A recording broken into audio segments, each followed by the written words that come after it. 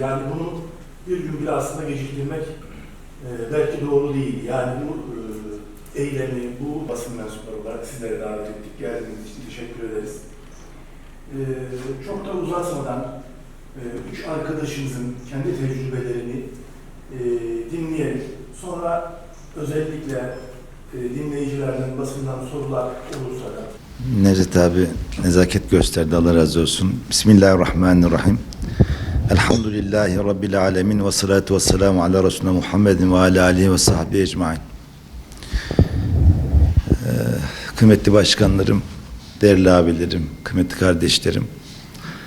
Öncelikle yeniden ülkemizde olmaktan dolayı mutluyuz.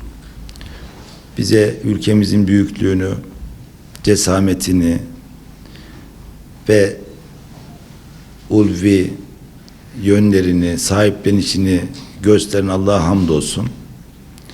İçimiz buruk, seferimizin yarım kaldığını düşünüyoruz.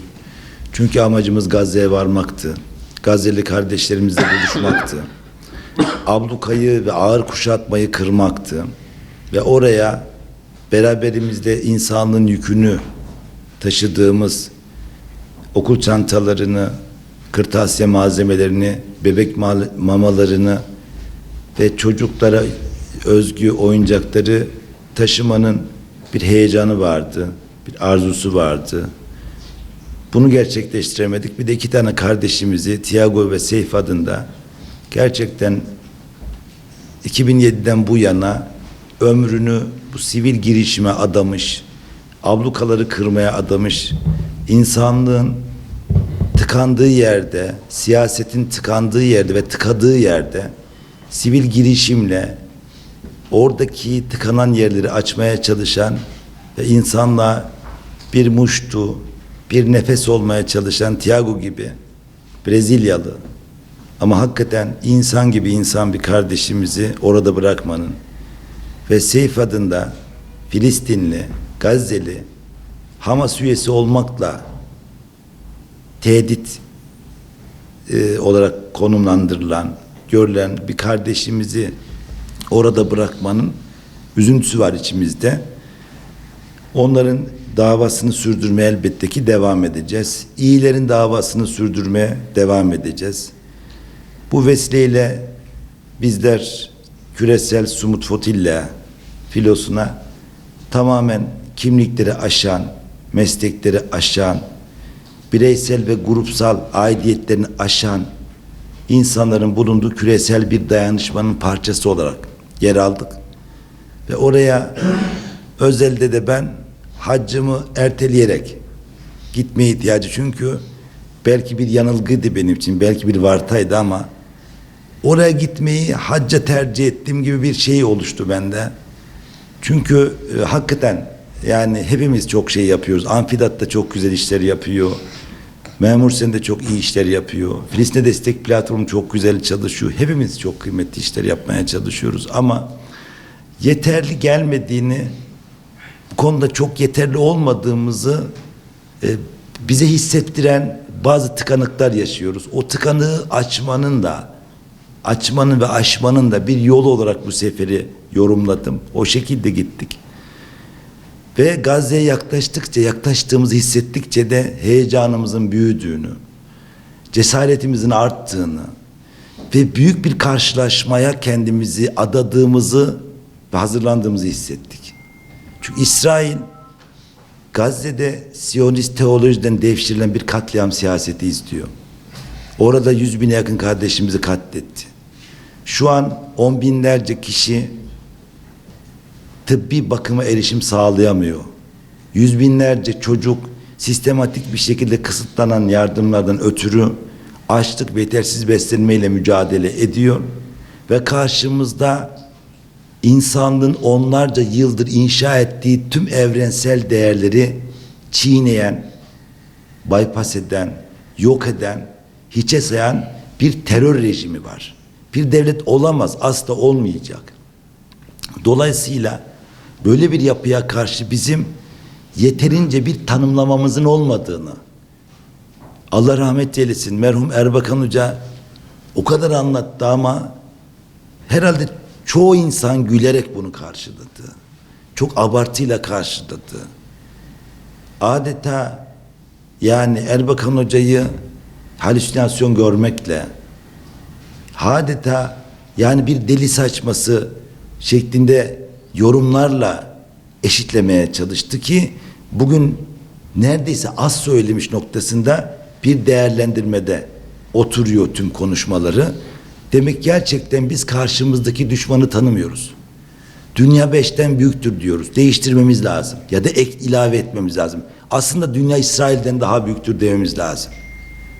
Çünkü tüm dünya siyasetini ipotek eden, rehin alan bir yapı var. Bir şantaj rejimi var. Bir şantaj rejimi var. Şantajla dünya ayakta tutan bir yapı var. Dolayısıyla Kur'an'ın haber verdiği yarın taşların dahi bu mücadeleye gireceği, taşların dile gelebileceği büyük karşılaşmaya bizim çok yeterli bir hazırlığımızın olmadığını, çok yeterli bir zihinsel mücadelemizin olmadığını, gerçekten fiili mücadeleye dönük ciddi bir setimizin olmadığını görüyoruz. Ve İsrail'in barbarlığından bahsediyoruz. Ama bizim buna ilişkin nasıl bir mücadele eksenimiz var? Nasıl bir metodumuz var? Nasıl bir yöntemimiz var? Nasıl bir anlatımız var? Nasıl bir eğitimimiz var? Nasıl bir yetiştirme modelimiz var? Buna ilişkin çok ciddi eksiklerimiz var. Ve bizim bunu değiştirmemiz lazım. Yani bir zihniyet dönüşümüne yönelmemiz lazım. Allah razı olsun. Yani ben şahsım adına bu ülkenin bir vatandaşı olmaktan, sizlerle kardeş olmaktan dolayı o kadar mesudum ki. Ama aynı zamanda şunun eksiğini o kadar çok hissediyorum ki. Yani biz bu meselenin sahibiyiz. Biz bu davanın sahibiyiz. Ama bu davanın sahibi olma noktasında yani yeterli ve gerekli kadar nasıl bir mücadelemiz var? Bununla ilgili ciddi bir sorgulama alanımızın olması lazım. Bu noktada yani İsrail gelip uluslararası sularda yani bir korsan faaliyeti yaparak bir hırsız, bir haydut gibi gelip bizi alabiliyor oradan. Ve eğer gerçekten biz yani Global Sumud'un kendi yapısının vaaz ettiği, emrettiği ölçülere uygun davranmayıp hakikaten içimizden gelen, içinizden geldiği gibi davranabilseydik bambaşka bir konuşmaları yapacaktık bugün. Dünya başka şeyler konuşacaktık bugün. Ortam o kadar müsaitti ki, o kadar korkak bir yapı var. Barbar olduğu kadar korkak, acımasız olduğu kadar yani o derecede pısırık bir yapı var. Ve çok kolay alt edebileceğimiz imkanlar vardı. Çok kolay alt edebileceğimiz imkanlar vardı. Ama biz maslahatı düşünerek orada kendimizi bastırdık, baskıladık. Ve bu konuda ciddi şekilde kendimizi incittik. Yani çok ezildik yani. İçimizden çok ezildik. Ama hani maslahatı düşünerek oraya bu konuda istediğimiz gibi, içimizden geldiği gibi Türkiye'deki halkımızın, STK'larımızın tabanıyla, yönetimiyle bu mesele gönül vermiş partilerimizin ortalamasının maalesef hizasında bir tepki göstermedik. Niye? Sumud'un genel ölçülerine uyum sağlama adına bu konuda kendimizi tuttuk. Ama bir barbar yapı var. Yani o kadar insanlık dışı koşullarda bizi tuttular ki, esir aldılar ki. Yani arkadaşlarımıza yapılanlar görünenlerin bir kısmı. Bunlar bize bir pencere açıyor.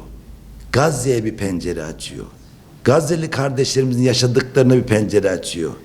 Yani kadraja girmeyen acılara, o çocuklara yapılan işkencelere, orada her şeyden insanları mahrum eden o onların barbar yapılarına ve yüzlerine bir ışık tutuyor. Bunu daha yakından görme imkanı verdik, bulduk.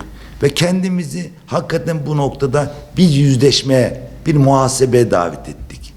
Biz İsrail'e karşı çok daha büyük bir mücadelenin parçası olmak zorundayız. ve bir büyük karşılaşmaya da kendimizi hazırlamalıyız. O gün gelecek. O gün gelecek. Ama o günü getirenin İsrail'in olmaması gerekiyor. O günü getirenin bizim olmamız gerekiyor. Dolayısıyla bu mücadele o yönden bakmak lazım ve orada dünyada bir kayıtsızlığın olduğunu, bir sessizliğin olduğunu ve bu sessizlik ve kayıtsızlık arttıkça, bu tepkisizlik arttıkça Gazze'li kardeşlerimizin yaşadığı acının boyutu genişliyor. Oradaki felaket derinleşiyor. Oradaki kriz büyüyor. Dolayısıyla buna karşılık bizim mutlaka yani bu sivil girişimlerin elbette faydasına inanıyoruz. Bu bir tekrarlanan modele dönüşecek. Bunlar siyasetin tıkandığı yerde, bunlar ülkelerin belli noktalarda bazı dengeci politikalarının başat rol oynadığı zeminde sivil girişim harekete geçirecek. Çünkü buna katıldığımızda ne yapıyor? Hani işte bir takım yardım kuruluşlarının güvenli geçişleri sağlanıyor. Yardımlar artıyor. Oradaki kardeşlerimiz daha fazla sahiplenildiğini görüyorlar. Yani bunu artırmamız lazım. Bu tür sivil girişimlerden asla vazgeçmememiz lazım. Ve bununla birlikte şunu gördük. Hakikaten yani ülkemize geldikten sonra Sayın Cumhurbaşkanımız şahsında Dışişleri Bakanlığımıza, Büyükelçimize çok teşekkür ediyoruz. Yani tüm ülke vatandaşlarını orada sabahtan beri bekleyen bir büyükelçi vardı. Tek tek tüm ülke vatandaşı ilgilenen ve oraya uçak tahsis eden ve buranın lojistiğini çok iyi ikmal eden bir devletten bahsediyoruz. Elbette bu konuda devletimizin duruşu, tutumu çok kıymetliydi. Bunu ifade ediyoruz. 7'den 70'e tüm halkımızın, ülkemizin, sivil toplum kuruluşlarımızın, derneklerin, partilerimizin meseleyi sahiplenmesi, bizleri sahiplenmesi çok değerliydi. Ama biz sadece bir aynayız. Bir ayna olarak görmüyoruz. Yaşayan biz değiliz. Yaşayan Gazze'ler.